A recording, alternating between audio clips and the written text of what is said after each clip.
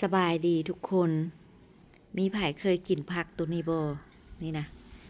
บ้านแม่แก้วจะฮ้องว่าผักหญ้าควยมื้อนี้แม่แก้วก็ได้มาหลายเติบนี่ได้มาเกือบฮอดกิโลเนาะ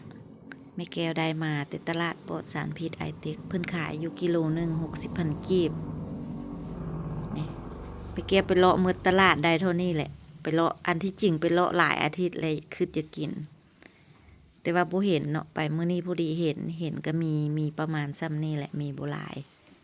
เพิ่นขายกิโลหนึง60,000 กีบถ้าติเป็นเงินไทยก็ประมาณ100 บาทเนาะ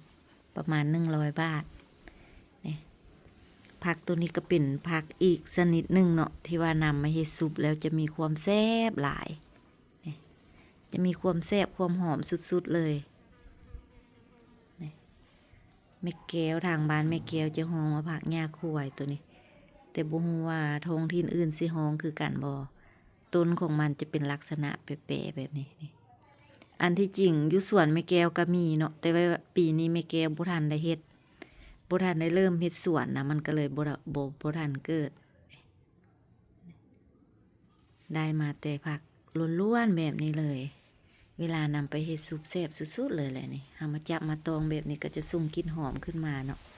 สำหรับผักตัวนี้นี่สำหรับตัวนี้จะบ่แม่นเนาะแต่ว่ามันจะมักเกิดอยู่ไกลกันเห็นบ่เวลาก็จะเก็บแล้วมันก็จะป่นมาก็จะเลือกเก็บออกเวลาจะนำไปเฮ็ดซุปเนาะเราก็จะมาเลือกออกจังซี่แหละนี่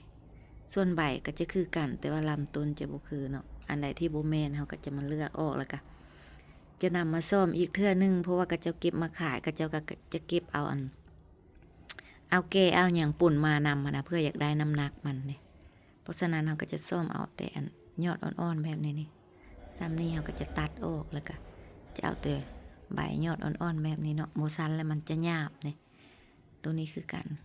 ก็จะลอกเอาอันใบตัวที่มันแก่นี่แหละออกเนาะเวลา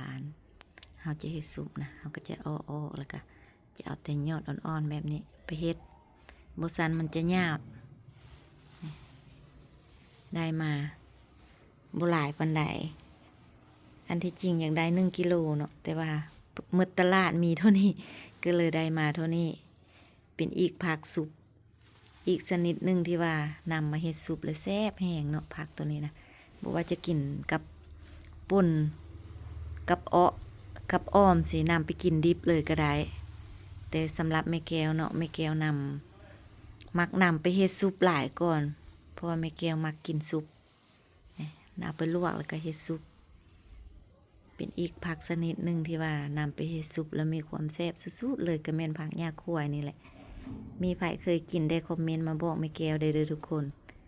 ตัวนี้ก็นึ่งในผักซุปที่ว่ามีความแซ่บสุดๆเลย